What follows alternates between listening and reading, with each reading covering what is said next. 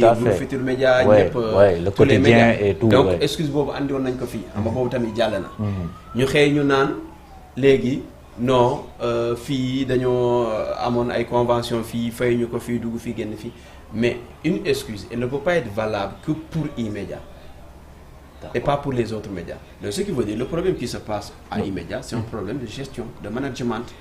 C'est un problème de dirigeants capables de mener à bon port cette entreprise-là. Après, il y a des partenaires qui sont là, peut-être on va revenir sur ça, sur le travail que le partenaire doit avoir. Mais le problème à E-Media, c'est qu'il n'y a pas eu ce discours véridique entre la direction et les employés depuis le début de ce problème. D'accord. Mais sinon, le conseil d'administration de médias investi ñoom annoncé woon nañu la création d'un comité social pour jéem a régler problème loolu itam fu mu toll.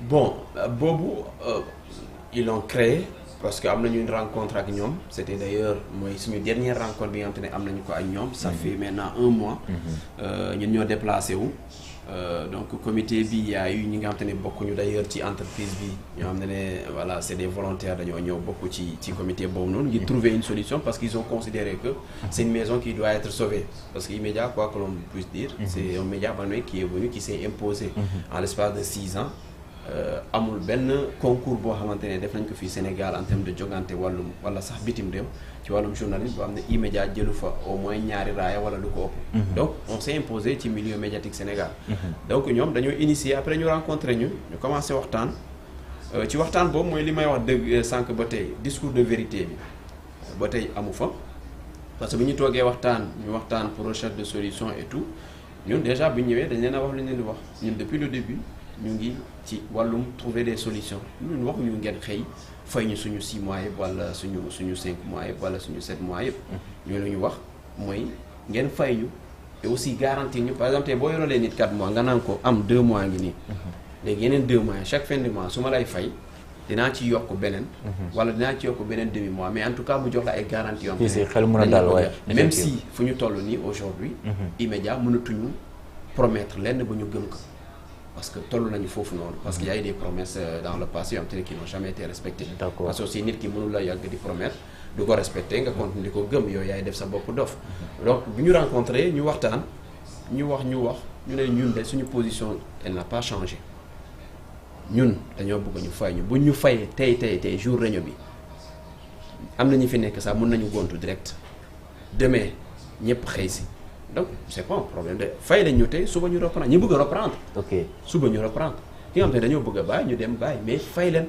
parce que boor moom fay la sant ñu ne d'accord ils vont trouver des solutions après il y avait les actionnaires ñi nga xam te dañ leen représenté woon foofu noonu ils ont parlé voilà ils ont proposé des solutions nan la ñuy def ba génn ci crise bi mais nous notre position n'a pas changé ñoom ils avaient promis encore une énième promesse que dañuy dem outil solution qu'ils avaient même dit une semaine c'est pas dans une semaine et ça fait 1 mois D'accord. Dans une semaine ils vont trouver des solutions pour xool lu ñu mën a fay comment sortir de cette crise c'était avant les élections 17 novembre voilà du 17 novembre c'était l'idée c'était de payer avant élection bi pour ñu mën a dem ci élection yi parce que E-Media était carrément absent ci campagne bi et tout donc on n'a rien vu rien n'a été fait jusqu'ici amatul ça dialogue amatul dara tout a été coupé parce que nous qui initions ce dialogue là à un moment donné c'est comme si ñun rek ñoo bëgg am mbir mi am solution on est resté dans notre coin ils sont restés dans leur coin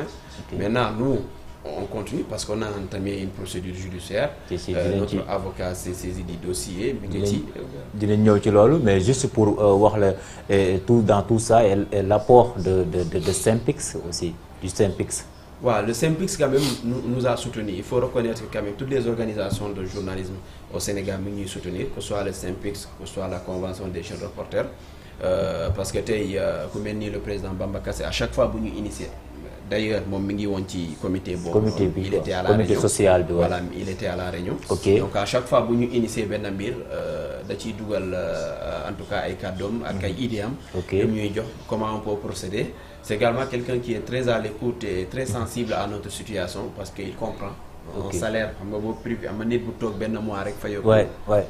ñu naan la diw toog na depuis mois de juin jotul salaire donc c'est compliqué pour te dire l'impact que cette situation a sur la famille des gens am na ñoo xam te ne seen jabar yi dañoo ñibbi ñoom seen jabar yi ñibbi seen kër yaay ñoom ñu abandonné ñoom ñu delloo caabi kër jàmbur ñu dem dëkk soit seen benn xarit wala ñu dellu seen kër famille fu ñu mënta dem am na ñoo xam ne dañoo ñibbi seeni dëkk carrément am na ñoo xam ne feebar nañu fii ce sont les employés qui se sont cotisés xam nga jàppale la yaa ngi dégg ci koo xamante ne góor la yaa ngi liggéey nga doon liggéey weer bu dee ngay faj sa soxla kenn xamalu la dara ndax toll foo xamante ne say morom ñooy cotiser pour dimbali la wala ñëw sa bailleur ñëw génnee la sa jabar ñibbi seen kër et je te dis cette situation là defu leen dara la direction d'E-Media. Mais surtout, est-ce que solliciter l'intervention de l'inspection du travail aussi? Oui, l'inspection du travail également a assisté à toutes nos rencontres. Nous également nous accompagnés parce qu'il y a une procédure également à respecter en matière de procédure, soit judiciaire ou à l'inspection du travail. Donc nous, on est bien conseillé. Donc on essaye de tout faire pour ne pas violer les textes de règlement. Le jëm ci wàllum syndicat, le jëm ci wàllum droit. Lépp lu ñuy def dañ koy def ci moment bu ñu ko war a def. Donc bu ñu tolloo ci dem grève dañoo dem grève. bu ñu tolloo ci def préavis dañoo def préavis. parce que ñun balaa ñuy dem grève bi defoon nañ benn préavis boo xam ne dañoo toogaar waxtaan naan non jaru ko parce que boo defee fi grève xam nga sa sutura day xawee ñi dañ koy xamee vraiment kenn bëggee ko woon. Voilà, on avait commis cette erreur-là de yaakaar ni on pouvait négocier avec ces gens-là, on pouvait les comprendre parce que dañoo jàppoon ni c'est des gens yoo xamante ne dañ am yenn sensibilité yi par rapport ak nit yi ngay liggéeyal parce que E-Media quand même on entend ñu ngi leen di dégg parce que xam nga fii dëkk bi également da ngay wax ni dégg la non E-Media les a fait et tout nous on a fait E-Media. Bien sûr. E-Media, c'est la machine comme ça. Il faut qu'elle fonctionne. Qui fait fonctionner cette machine-là? C'est nous. C'est vous, Nous, nous qui fonctionner là. Tout à fait. E-Media, c'est vrai, nous a accueillis en tant que jeune reporter. Peut-être nous avons un niveau où nous avons machine. Tout à fait. Et ça, c'est des faits. Effectivement. Donc, à un moment donné, nous avons voir par-ci, par-là. Non, il ne faut pas. Une question de non, les gens, c'est nous qui avons payé un jang, mais ils ne connaissent pas. Munoo leen jàng def seen i concours si wala nga dem jàngi formation école bu la mënta ne mooy EJCOM mooy ISEC foo ko mënta jàngee nga ñëw nit bëgg laa gëmloo ni non parce que tu es passé par là que da ngaa war a reconnaissant et que tu dois pas réclamer ton dû. Une personne qui est restée depuis mois de juin sans fay jot salaire am eux seen yoon nekku si au contraire ils sont allés aujourd'hui dañuy dem à chaque fois ou des solutions pour recruter ñeneen pour exploiter. Non mais loolu aussi tamit sax dinañ ci ñëw parce que loolu aussi loolu kenn rafetlu ko franchement bañ ko déggee mais après su ma ñëwee suba après ci chapitre boobu lañ ñëw mais man sama dernière question mooy depuis lors est-ce que am na ay ñu démissionné ñaata lañ ci mën a enregistré wala amul ci. Oui am nañu continuer dem tey rek am na keneen bu dem. Ah bon. Gars yi ñu ngi dem bon après. Nous, on est dans un combat on ne veut pas l'abandonner également. Parce que bu ñun ñëpp ñu bàyyi combat bi. dañuy am bu ñu bëgg. Mais c'est pas que les gens ils n'ont pas d'offres.